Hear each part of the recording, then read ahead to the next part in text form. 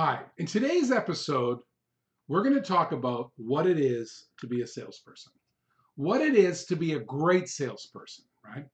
These are important features. If you're going to sell real estate or anything else, you have to understand what it is to be a great salesperson, right? I'll never forget when I was young, I heard this a lot. I heard this a lot when I was up and coming. Oh, he's a natural born salesperson. Oh my gosh, he's a born salesperson. Have you ever heard that expression before? Born salesperson? Would it come as a surprise to you that nobody is a born salesperson? Nobody comes out and has natural gifted talents to become a salesperson. It just doesn't exist. In fact, in all my careers that I was interviewing for salespeople, whether it be in the music business, I was in the music business, I was on television a lot, I did a lot of inventors, a lot of shopping channels, and of course, in real estate, and I own an auction house. In those businesses, I've had to interview for salespeople quite a bit. And there are people who would be a good salesperson. And what's funny about that is anytime I ever came across anyone who indicated to me that they were a born salesperson, the interview stopped. I said, that's it. Uh, I'm not dealing with anybody who's a born salesperson. It's just that simple. Because really, selling, you're not born with, right? Selling, like all gifts and all talents, is learned. You learn to be a salesperson. You're educated to be a salesperson. You absolutely have to learn this skill. It's just like any other skill. I don't care if you're a doctor, a lawyer, or a dentist. You have to learn to be a salesperson. In fact, let me tell you a little background of mine. Myself, my mother and father were Hungarian, right? Hungarian, old school Europeans. And their kids were going to be professionals. They were going to be doctors, lawyers, dentists, engineers. These are professionals, as they would deem them. In fact, I went to the University of Toronto. I got my university degree. And after I came out, I was working in the music business. And it was amazing because my parents kept asking me, when am I going to get a real job? A real job? What are you talking about, a real job? A real job. You know, getting a real job. I go, Mom, Dad, what are you talking about? What do you mean it's a real job?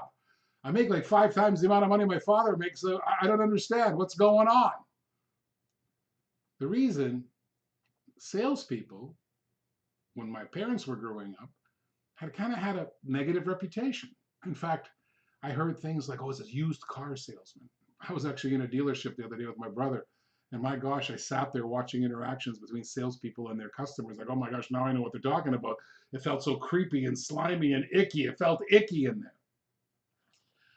And one of the reasons is that these salespeople were missing all the cues. I watched what was considered, I would consider, a completely unprofessional approach to selling, and it felt icky. It didn't feel good at all. No wonder my parents kept asking me when I'm going to get a real job, because in my entire career, I've been selling. And in my entire career, I was a student of selling. It's true. I did all the things. J. Douglas Edwards, I listened to all the tapes. I went to courses, any kind. There was a convention. I went to sales training guys. All the time I wanted to learn what the skill was to sell something, right? That's really important that you have that mindset, that you're learning to be a salesperson. No one is a born salesperson. It doesn't exist. And if anybody tells you they're a born salesman, it's like somebody saying, I'm a born doctor. I don't know how it is, but I can operate on a heart right now with no training, no nothing. I was just a born doctor. Sounds kind of ridiculous, doesn't it? Well, saying you're a born salesperson sounds just as ridiculous, right? So get that through your head that you have to learn the skill to be a good salesperson. I don't care what you're doing, whether it's real estate or cars or whatever, there's a skill set that's associated with it. And there are some very strict rules and some very strict skills that you have to learn before you attempt to sell your first house. It's just the truth. I'll prove it to you. Have you ever had an interaction with a customer where you said to yourself, that was great. Oh my gosh, that felt perfect. They liked you. Imagine that. They liked you. And you like them. I never forget, I used to watch my wife interact with people, And they were inviting her over to our house for the Thanksgiving dinner after because they got along so well and the feeling was so great that they bonded at a level that is hard to come by. Now, how can people do that a lot of the time? And how can people miss on that? Well, that's a skill you're going to have to learn. All right. Now, on the other hand, have you ever had an interaction with somebody? I had it the other day because I was a little tired and I wasn't honed in on this, and I took it for granted. There's all kinds of mistakes I was making, taking it for granted, showing off a little bit, a little too proud of myself. I was in the office, the real estate office. I had a walk in. I'm king of the world. What are you talking about? I'm a 10, $20 million agent. Right? Pride. And I missed and I forgot. And I had a customer in front of me that happened to be one of the hardest customers to sell. And when they left, I thought to myself, that was terrible. I didn't get along with them at all. They didn't get along with me. I'm sure they just threw in whatever material I gave out, they just threw in the garbage on the way out the door. You can miss just as easily as you can hit. Now that always troubled me, and I wondered, why is that? Why is that interaction so volatile? Like, why can't I get it right all the time? And then I started realizing that we're not all the same. All of us human beings are not all the same. It's funny, when I was in university, I was studying to be a doctor. I wanted to be a doctor. So I was a kid and I was young at University of Toronto, St. Michael's College, and I wanted to be a doctor. That was the deal with me. I wanted to be a doctor. And so I had a problem though. I stuttered. I had this enormous stutter. If it had an R, a T, or an S in it, I couldn't pronounce the sentence. I was done. I couldn't speak sentences at a time in a row. And I never forget, my parents sent me to doctors and all kinds of things to get over my stutter. And then I had a debate teacher, believe it or not, English teacher, Mr. Reed. I remember Mr. Reed. I wonder if he's still alive. He had like 150 children or something. He had so many children. He just liked children. I think he liked to procreate children. That was his deal. But he was my English teacher. He was a real strange cat. And he goes to me, Akos, do you want to learn not to stutter? I says, yeah. Well, my life I've been a stuttering. I have difficulty talking to people. I have difficulty talking to girls. I have difficulty in everything. Unless I'm reading or writing, I'm done. So he goes, all right, I'm going to solve it for you. I go, what do you mean you're going to solve it for me? I'm going to teach you not to stutter. I go, teach me not to stutter. I was born with it. I was a born stutterer. Doctors all told me that. So you know what he did? Never forget the lesson. He put me on the debate team. I go, the debate team? What the heck's wrong with you? Don't you know I stutter? And so I never forget the first debate was capital punishment. Of course, when you're in a debate team, you can debate either side. In fact, if you debate both sides, you're kind of good at it. So it doesn't matter. I can't remember which side. I think it was pro capital punishment. I think that was what it was. Anyways, we had to drive 60 miles to a school, and a big debate was going on. And it was like university level, great, college level debating going on. And oh my gosh, I sucked.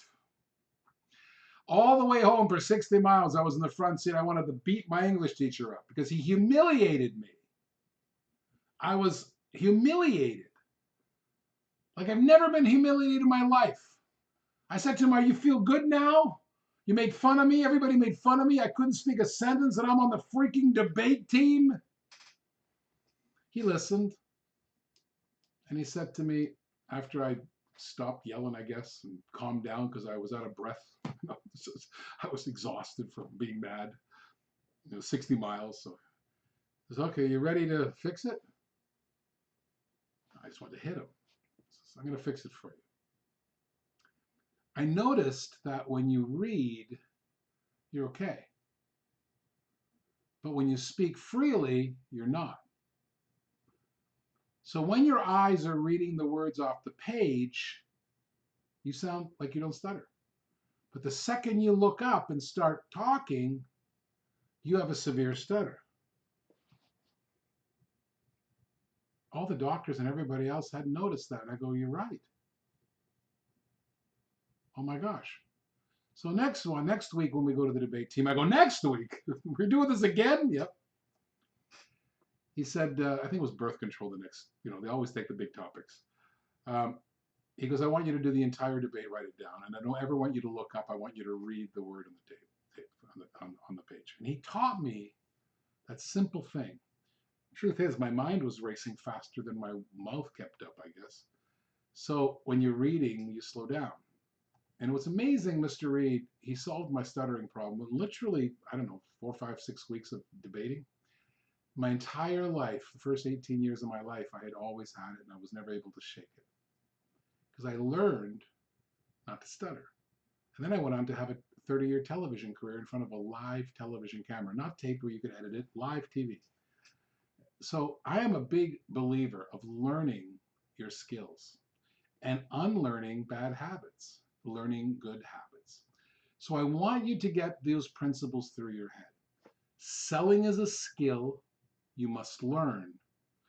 If you have bad habits, you must identify them and unlearn them, fix them. And nobody's a born salesperson. All right. That concludes this little video. And what we're going to do is in the next video, we're going to tackle the question, why is it that I have great interactions with people sometimes, and why is it that sometimes I have terrible interactions with people? Anyways, my name is Akos Chankura with realtypitch.com.